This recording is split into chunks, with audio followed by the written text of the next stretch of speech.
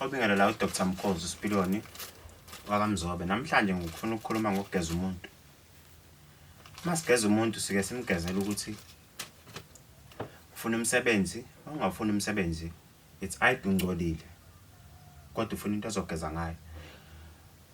So izona izathu lezi zokuthi umuntu simgeze. Kuyenzeka sometimes isizathu sokuqala sokuthi umuntu awuthola umsebenzi mawufuna. Kwenzeka sometimes umuntu endaweni ahlala kuyona akathandeki, lo muntu usuke nesichitho noma enesinyama noma esuke engcolile, ngoba ziningi izinto engcolisa umuntu.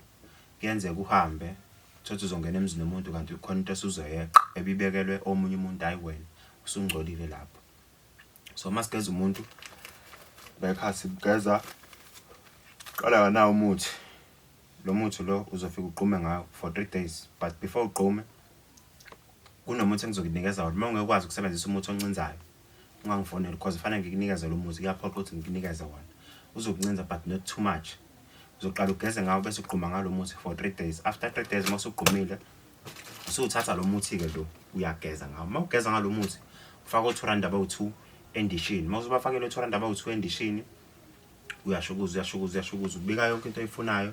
Uthatha no2 liter we-Sprite ufaka phakathi, uthatha nobisi ufaka phakathi, uyashukuza ukhuluma yonke into oyifunayo bese uyageza uyochitha ngaphandle usuke usuclean.